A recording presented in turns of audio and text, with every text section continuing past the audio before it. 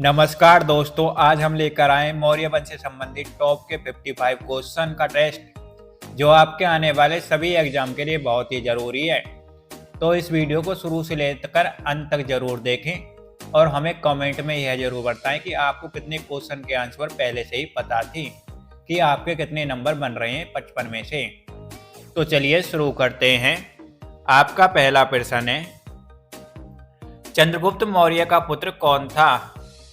आपका सही जवाब है बिंदुसार चंद्रगुप्त मौर्य का पुत्र था। आपका अगला प्रश्न है, प्रथम भारतीय साम्राज्य किसने स्थापित किया था? आपका सही जवाब है चंद्रगुप्त मौर्य ने। चंद्रगुप्त मौर्य ने प्रथम भारतीय साम्राज्य स्थापित किया था। प्रश्न नंबर 3, यूनानियों को भारत से बाहर किसने निकाला था? आपका सही जवाब है चंद्रगुप्त मौर्य ने यूनानियों को भारत से बाहर निकाला था। आपका प्रश्न नंबर 4 है, सांची का स्तूप का निर्माण किसने किया था? आपका सही जवाब है अशोक ने सांची का स्तूप का निर्माण किया था। प्रश्न नंबर 5, यूनानियों को भारत से बाहर किसने निकाला था? आपका सही जवाब है चंद्रगुप्त मौर्य ने यूनानियों को भारत से बाहर निकाला था। दोस्तों, अगर आपको यह वीडियो अच्छी लग रही है तो हमारे चैनल को सब्सक्राइब करें और वीडियो को लाइक करें ऐसी वीडियो पाने के लिए। प्रश्न नंबर 6, बिंदुसार के शासन के दौरान अशांति कहाँ थी? आपका सही जवाब है तक्षशिला। बिंदुसार के शासन के दौरान तक्षशिला में अशांति थी। प्रश्न नंबर 7, मौर्य साम्राज्य की राजधानी कहाँ स्थित थी? आपका सही जवाब है पाटलिपुत्र। मौर्य साम्राज्य की राजधानी पाटलिपुत्र में स्थित थी। अगला प्रश्न है आपका,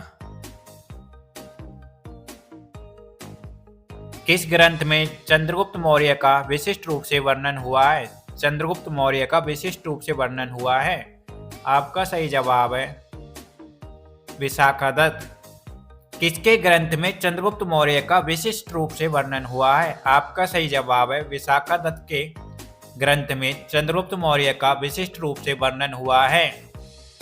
आपका अगला प्रश्न है प्रश्न नंबर 9, चंद्रगुप्त मौर्य ने अपने अंतिम दिन कहाँ गुजारे थे? आपका सही जवाब है सिरवनबेलगोला में चंद्रगुप्त मौर्य ने अपने अंतिम दिन गुजारे थे। आपका अगला प्रश्न है प्रश्न नंबर 10, चाणक्य किसके प्रमुख सलाहकार थे? आपका सही जवाब है चंद्रगुप्त मौर्य के। चाणक्य चंद्रगुप्त मौर्य के प्रमुख सलाहकार थे। और आपको ध्यान रखना है, चाणक्य को कौटिल्य और विष्णुगुप्त भी कहा जाता था। प्रश्न नंबर 11, निम्नलिखित में से किस मौर्य राजा ने दक्कन पर विजय प्राप्त की थी? आपका सही जवाब है चंद्रगुप्त ने। चंद्रगुप्त ने दक्कन पर विजय प्राप्त की थी। आपका अगला प्रश्न है प्रश्न नंबर 12, अशोक की प्रशासनिक नीति में भारी परिवर्तन किस घटना से आया? आपका सही जवाब है कलिंग युद्ध। अशोक की प्रशासनिक नीति में भारी परिवर्तन कलिंग युद्ध के बाद आया था। प्रश्न नंबर 13, सम्राट अशोक किसके उत्तराधिकारी थे? आपका सही जवाब है बिंदुसार के। सम्राट अशोक बिंदुसार के उत्तराधिकारी थे। प्रश्न नंबर 14, चंद्रगुप्त मौर्य ने सेल्यूकस को किस वर्ष पराजित किया था? आपका सही जवाब है 305 ईसा पूर्व। चंद्रगुप्त मौर्य ने सेल्यूकस को 305 ईसा पूर्व पराजित किया था। प्रश्न नंबर 15, देवनाम प्रिय के नाम से कौन विख्यात है? आपका सही जवाब है अशोक। देवनाम प्रिय के नाम से विख्यात है। आपका प्रश्न नंबर 16 है। चाणक्य का एक अन्य नाम क्या था? दोस्तों ये हमने आपको पीछे बताया है, तो इसका आंसर आप हमें कमेंट बॉक्स में जरूर बताएं। आपका प्रश्न नंबर 17 है। मेघसतनीज कौन था? आपका सही जवाब है चंद्रगुप्त मौर्य की राज्यसभा में यूनानी राजदूत। मेघसतनीज चंद्रगुप्त मौर्य की राज्यसभा में यूनानी राजदूत था। आपका प्रश्न नंबर 18 है। इंडिका किसने लिखी? आपका सही जवाब है मेघसतनीज ने इंडिका नामक पुस्तक लिखी थी। आपका प्रश्न नंबर 19 है। मौर्य वंश का अंतिम सम्राट कौन था? आपका सही जवाब है भद्ररथ मौर्य वंश का अंतिम सम्राट था। आपका प्रश्न नंबर 20 है। मेघसतनीज किसका राजदूत था या दूत था? आपका सही जवाब है सेल्यूकस का। मेघसतनीज सेल्यूकस का दूत था। दोस्तों अगर आपको यह वीडियो अच्छी लग रही है तो हमारे चैनल को सब्सक्राइब करें ऐसी वीडियो पाने के लिए। आपका अगला प्रश्न है प्रश्न नंबर 21। अशोक ने किस बौद्ध साधु से प्रभावित होकर बौद्ध धर्म अपनाया? आपका सही जवाब है उपगुप्त। अशोक ने उपगुप्त से प्रभावित होकर बौद्ध धर्म को अपनाया था। आपका अगला प्रश्न है किस वंश ने मौर्य वंश की जगह ली थी? आपका सही जवाब है शुंग वंश ने मौर्य वंश की जगह ली थी। आपका प्रश्न नंबर 23 है। चंद्रगुप्त मौर्य का पुत्र कौन था? आपका सही जवाब है बिंदुसार चंद्रगुप्त मौर्य का पुत्र था। आपका प्रश्न नंबर 24 है। चंद्रगुप्त मौर्य का प्रसिद्ध गुरु चाणक्य निम्नलिखित में से किस विद्यालय केंद्र से संबंधित थे? आपका सही जवाब है तक्षशिला। चंद्रगुप्त मौर्य का प्रसिद्ध गुरु चाणक्य तक्षशिला विश्वविद्यालय से संबंधित थे। आपका प्रश्न नंबर 25 है। कौटिल्य द्वारा रचित प्रसिद्ध पुस्तक कौन सी थी या कौन सी है? आपका सही जवाब है अर्थशास्त्र कौटिल्य द्वारा रचित प्रसिद्ध पुस्तक है। आपका प्रश्न नंबर 26 है। किस मौर्य शासक को अमित्रघात के नाम से जाना जाता है? आपका सही जवाब है बिंदुसार को अमित्रघात के नाम से जाना जाता है। आपका प्रश्न नंबर 27 है। कलिंग युद्ध किस वर्ष में हुआ था? आपका सही जवाब है 261 बीसी में कलिंग युद्ध हुआ था। आपका अगला प्रश्न है। अशोक के शिलालेख पर किस लिपि का प्रयोग किया गया था? आपका सही जवाब है ब्राह्मी लिपि। अशोक के शिलालेख पर ब्राह्मी लिपि का प्रयोग किया गया था। आपका प्रश्न नंबर 29 है। अपने शिलालेखों में अशोक सामान्यतः किस नाम से जाने जाते हैं? आपका सही जवाब है प्रियदर्शी। अपने शिलालेखों में अशोक सामान्यतः प्रियदर्शी के नाम से जाने जाते हैं। आपका प्रश्न नंबर 30 है। मौर्य शासन के दौरान शिक्षा का सबसे प्रसिद्ध केंद्र कौन सा था? मौर्य काल के दौरान शिक्षा का सबसे प्रसिद्ध केंद्र निम्न में से कौन सा था? आपका सही जवाब है तक्षशिला। मौर्य शासन काल के दौरान शिक्षा का सबसे प्रसिद्ध केंद्र था। आपका प्रश्न नंबर 31 है। बिंदुसार किसका पुत्र था? दोस्तों इसका आंसर भी हम पीछे बता चुके हैं, तो आप इसका आंसर हमें कमेंट बॉक्स में जरूर बताएं। आपका प्रश्न नंबर 32 है। अशोक की धम्म नीति। धम्म नीति किसकी थी? अशोक की। अशोक की धम्म नीति का मुख्य सिद्धांत क्या था? आपका सही जवाब है स्वयं नियंत्रण।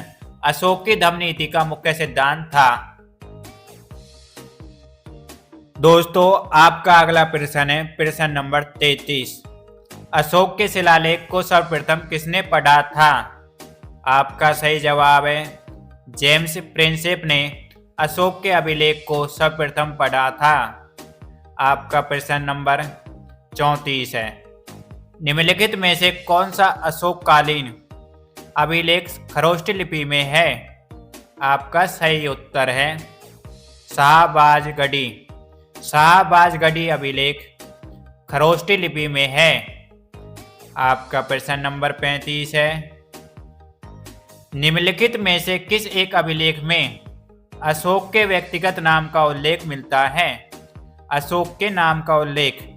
आपका सही जवाब है मास्की अभिलेख में अशोक के व्यक्तिगत नाम का उल्लेख मिलता है। आपका प्रश्न नंबर 36 है। निम्न किस अभिलेख में अशोक ने स्वयं को मगध का सम्राट बताया है? किस अभिलेख में अशोक ने स्वयं को मगध का सम्राट बताया है? आपका सही जवाब है भाभू स्तंभ अभिलेख में अशोक ने स्वयं को मगध का सम्राट बताया है। भाभू स्तंभ अभिलेख। प्रश्न नंबर 37। अब अशोक के शिलालेखों में प्रयुक्त भाषा है। आपका सही जवाब है प्राकृत। अशोक के शिलालेखों में प्रयुक्त भाषा प्राकृत है। प्राकृत अशोक के अभिलेखों शिलालेखों में प्रयुक्त भाषा है। प्रश्न नंबर 38। मौर्य वंश के शासन के दौरान सतानिक कौन था? आपका सही जवाब है जिला प्रशासक। मौर्य वंश के शासन के दौरान सतानिक जिला प्रशासक था। प्रश्न नंबर 39। यूनानी लेखक जस्टिन द्वारा किसे सेंड्रोकोटस कहा गया था? आपका सही जवाब है चंद्रगुप्त मौर्य। यूनानी लेखक जस्टिन द्वारा सेंड्रोकोटस चंद्रगुप्त मौर्य को कहा गया था। आपका प्रश्न नंबर 40 है। कौटिल्य के अर्थशास्त्र में किस पहलू पर प्रकाश डाला है? आपका सही जवाब है राजनीतिक नीतियां। कौटिल्य के अर्थशास्त्र ने राजनीतिक पहलुओं पर प्रकाश डाला है। आपका प्रश्न नंबर 41। किसके शासनकाल में डायमेकस भारत आया था? आपका सही जवाब है बिंदुसार के शासनकाल में डायमेकस भारत आया था। आपका प्रश्न नंबर 42 है। निम्नलिखित में से कौन सा सबसे पुराना राजवंश है? सबसे पुराना राजवंश। आपका सही जवाब है मौर्य वंश सबसे पुराना राजवंश है। आपका प्रश्न नंबर 43 है। बिंदुसार के दरबार में कौन सा राजदूत आया था? दोस्तों इसका आंसर हमने आपको पीछे बताया है, तो आप इसका आंसर हमें कमेंट बॉक्स में बताएं। आपका अगला प्रश्न है प्रश्न नंबर 44। मौर्य काल में निम्न में से कौन सी मुद्रा प्रचलन में थी? आपका सही जवाब है पन्न। मौर्य काल में पन्न मुद्रा प्रचलन में थी। आपका प्रश्न नंबर 45 है। अशोक के अभिलेखों की रचना में कितनी लिपियों का प्रयोग किया गया है? या आपका सही जवाब है 4। अशोक के अभिलेखों में 4 लिपियों का प्रयोग किया गया है। आपका प्रश्न नंबर 46 है। यूनानी लेखकों ने किस मौर्य शासक को अमित्रघात की संज्ञा दी? दोस्तों इसका आंसर भी हमने पीछे बताया है, तो आप इसका जवाब भी हमें कमेंट बॉक्स में बताएं। आपका प्रश्न नंबर 47 है। निम्नलिखित में से अशोक का उत्तराधिकारी कौन था? आपका सही जवाब है कुणाल अशोक का उत्तराधिकारी था। आपका प्रश्न नंबर 48 है। वह शासक कौन था जिसने राज सिंहासन पर बैठने के लिए अपने बड़े भाई सुसीम की हत्या की थी? आपका सही जवाब है अशोक। अशोक ने सिंहासन पर बैठने के लिए अपने बड़े भाई सुसीम की हत्या की थी। आपका प्रश्न नंबर 49 है। निम्नलिखित में से किस विदेशी यात्री ने भारत का दौरा सबसे पहले किया था? आपका सही जवाब है मेगास्थनीज ने भारत का दौरा सबसे पहले किया था। आपका प्रश्न नंबर 50। अशोक के शासनकाल में बौद्ध सभा किस नगर में आयोजित की गई थी? आपका सही जवाब है पाटलिपुत्र में। अशोक के शासनकाल में बौद्ध सभा पाटलिपुत्र में आयोजित की गई थी। दोस्तों, अगर आपको यह वीडियो अच्छी लग रही है तो हमारे चैनल को सब्सक्राइब करें ऐसी वीडियो पाने के लिए। आपका अगला प्रश्न है प्रश्न नंबर 51। नंद वंश के पश्चात मगध पर किस राजवंश ने शासन किया? आपका सही जवाब है मौर्य वंश ने। नंद वंश के बाद मगध पर मौर्य वंश ने शासन किया। आपका अगला प्रश्न है प्रश्न नंबर 52। आधुनिक देवनागरी लिपि का प्राचीन रूप कौन सा है? आपका सही जवाब है ब्राह्मी। आधुनिक देवनागरी लिपि का प्राचीन रूप ब्राह्मी है। आपका प्रश्न नंबर 53। राजुक कौन थे? आपका सही जवाब है मौर्य शासन में अधिकारी। राजुक मौर्य शासन में अधिकारी थे। आपका प्रश्न नंबर 54 है अशोक के शासन में प्रतिवेदक क्या करते थे? आपका सही जवाब है घटनाओं की सूचना देते थे। अशोक के शासन में प्रतिवेदक घटनाओं की सूचना देते थे। आपका प्रश्न नंबर 55 है अशोक के किस लेख में बुद्ध पुस्तकों का उल्लेख है? आपका सही जवाब है भाभू लेख। अशोक के भाभू लेख में बुद्ध पुस्तकों का उल्लेख है। आपका प्रश्न नंबर 56 है अशोक